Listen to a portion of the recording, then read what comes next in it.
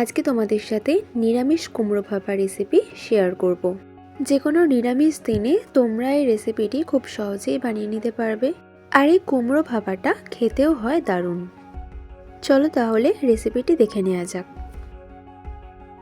প্রথমে আমি কুমড়োগুলোকে লম্বা লম্বা আর পাতলা করে কেটে নিয়েছি।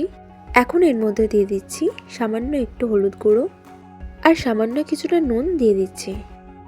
নুন আর হলুদটা দেওয়ার পর কুমড়োর চাকগুলোর সাথে ভালো করে মাখিয়ে নিচ্ছি। ভালো করে মাখিয়ে নিয়েছি। এবার একটা কড়াইতে কিছুটা পরিমাণ সর্ষের তেল দিয়ে দিলাম। তেলটা এখন গরম হয়ে এসেছে।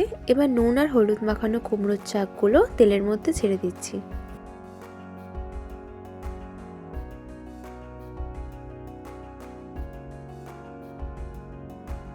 এবার মিডিয়াম ফ্লেমে কুমড়োর চাকগুলো আমি লাল লাল করে ভেজে নেব।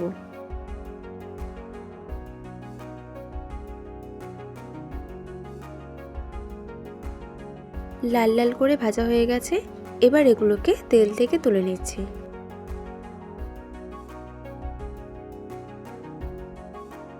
এরপর আমি আগের থেকেই কিছুটা জল ভালো করে ফুটিয়ে নিয়ে টিফিন বক্সের মধ্যে ঢেলে নিয়েছি। এবার দিয়ে দিলাম 1 চামচ সর্ষে পাউডার। পাউডারটা দেওয়ার পর ভালো করে জলের সাথে গুলে নিচ্ছি।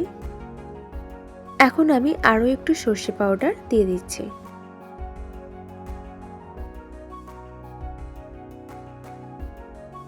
এরপর একটা গোটা টমেটো লম্বা লম্বা সাইজ করে কেটে দিয়ে দিচ্ছি। দিয়ে দিচ্ছি 4টে কাঁচা লঙ্কা।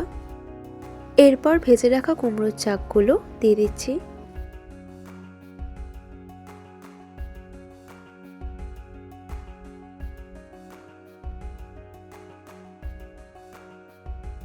দিয়ে দিচ্ছি হাফ চামচ নুন আর সবশেষে অ্যাড করে দিচ্ছি 1 চামচের মতো সরষের তেল। এখন সমস্ত কিছু একসাথে ভালো করে মিশিয়ে নিচ্ছি।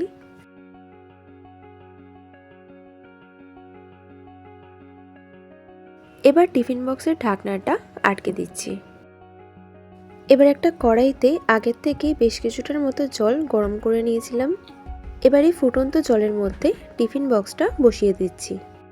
এবার লো ফ্লেমে রেখে এটাকে 20 মিনিট ভাপিয়ে নেব। 20 মিনিট হয়ে গেছে। এবার ঢাকনাটা খুলে নিলাম। গ্যাসের ফ্লেমটা অফ করে দিয়ে এখন টিফিন বক্সটা তুলে নিচ্ছি। টিফিন বক্সটা এখন ঠান্ডা হয়ে গেছে। এবার ঢাকনাটা খুলে নিলাম। এবার একটা চামচ দিয়ে আমি নেড়ে চেড়ে নিচ্ছি।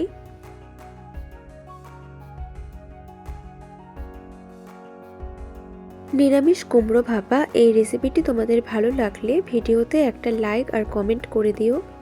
তোমরা যদি আমার ইউটিউব চ্যানেলে নতুন হয়ে থাকো তাহলে চ্যানেলটি সাবস্ক্রাইব করে নেওয়ার জন্য অনুরোধ রইল। আর ভিডিওটি যদি ফেসবুক থেকে দেখে থাকো তাহলে আমার ফেসবুক পেজটি ফলো করে নিও।